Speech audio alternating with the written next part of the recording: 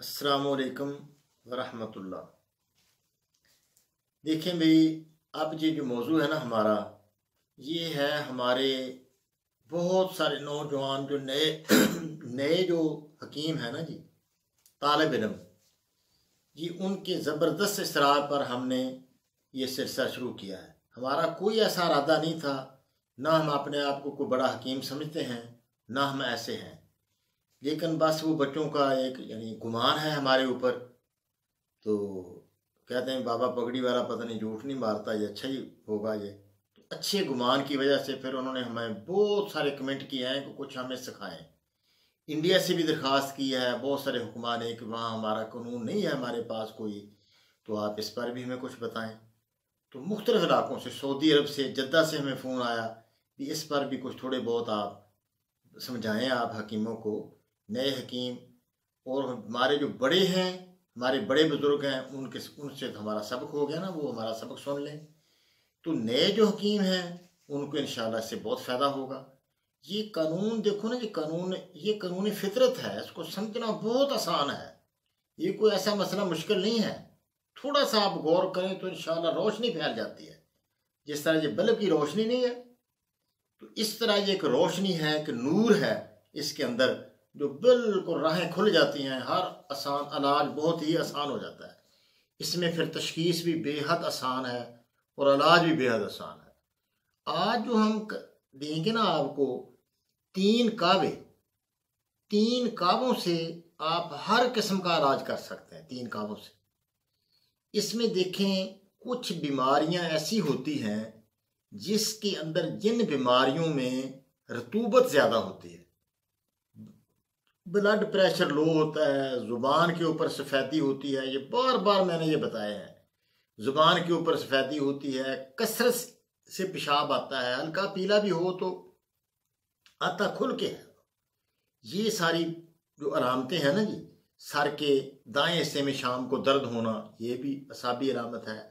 और डर खौफ होना, उसको पसंद नहीं बंदा अच्छी तरह कर सकता कोई चीज़, या नया काम करना उसके लिए बहुत मुश्किल हो जाता है।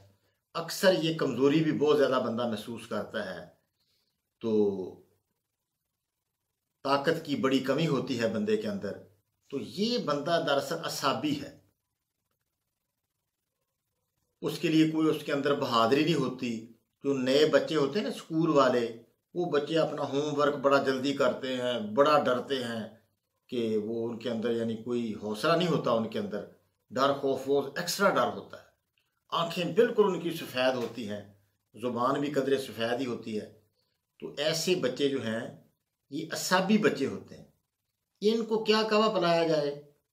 इनको कावा पिलाया जाए लौंग और दालचीनी।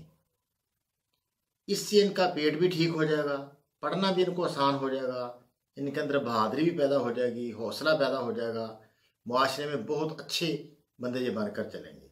क्योंकि बहादुर बच्चा ही बहादुर होता है। वो उसके लिए चलना हर जगह आसान होता है, हर मुश्किल के साथ मुकाबला करना भी उसको आसान होता है।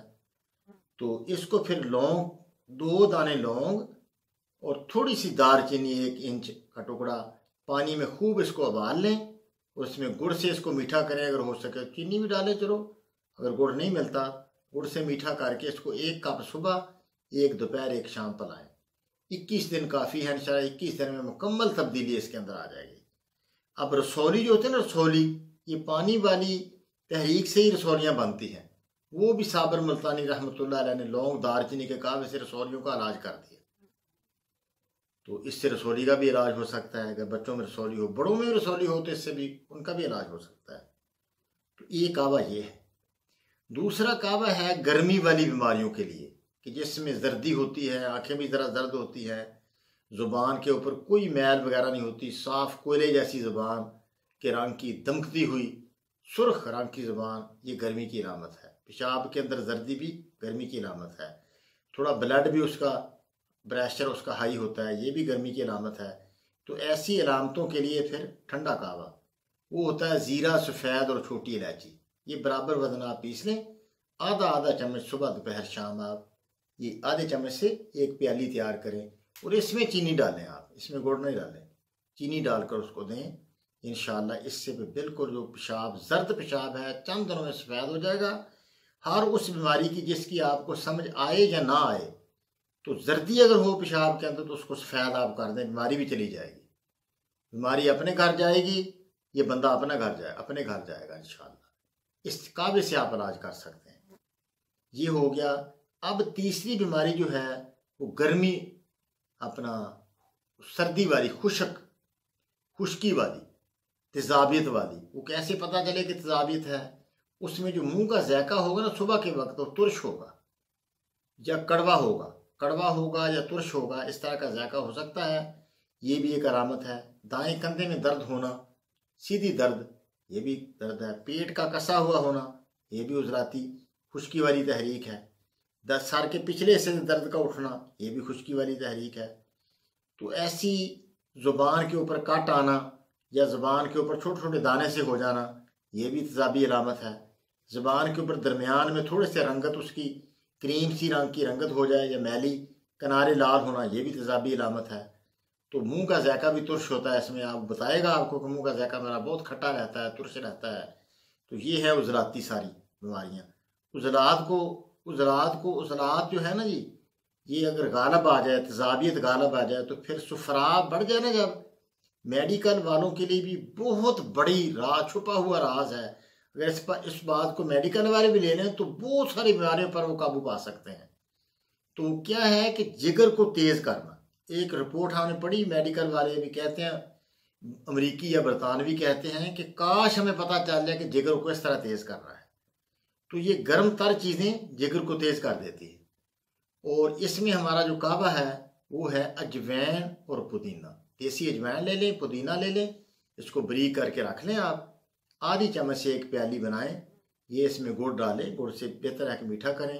ये सुबह दोपहर शाम इसको देते जाएं, तो इंशाअल्लाह इससे तेज़ी से जो खुश्की वाली तहरीक है वो बदल जाएगी। बंदा इंशाअल्लाह हर तेजाबी बीमारी उसके जिस्म से निकल कर रहेगी। मसलन एच पिरोली कहते हैं, एच पिरोली लाइलाज है। उसका डॉक्टर कहते हैं हमारे पास कोई इलाज नहीं, इसका ये इलाज है। अजवैन पुदीना उसको देते जाएं, एच पिरोली नॉर्मल होकर रहेगी। हो नहीं सकता क्या ये कोई ऐसा मसला नहीं है एच पिरोली वाला। ये बड़ा अफसोस होता है, कहते हैं है ही लाइलाज। जितने भी अल्सर हैं अजवैन पुदीने से ठीक हो जाते हैं, इसके काबे से।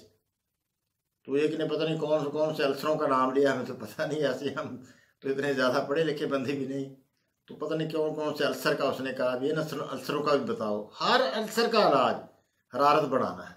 4 मुलय्यन जो है ना जी, जिस अल्सर का आपको नाम आता हो या ना आता हो, तो 4 मुलय्यन उसको देने से ठीक होकर रहना है। देखो तजर्बा करो, बेशक आप डॉक्टर हो, फिर भी तजर्बा करके, हमारे कहने से तजर्बा करो, महीना 1.5 महीना दो, फिर उसके टेस्ट करो और फिर बता दो डॉक्टरों को कि देखो जिसको हम बीमारियों को लाइलाज कहते थे, ये देखो आ गई, हमने तहकीक की, अपनी तहकीक पेश करो आप अपने डॉक्टरों पर। तो इंशाअल्लाह ये रद्द होने वाली तहकीक नहीं है। अल्लाह आपको खुश रखे, अल्लाह आसानियाँ करे। अस्सलामु अलैकुम व रहमतुल्लाह।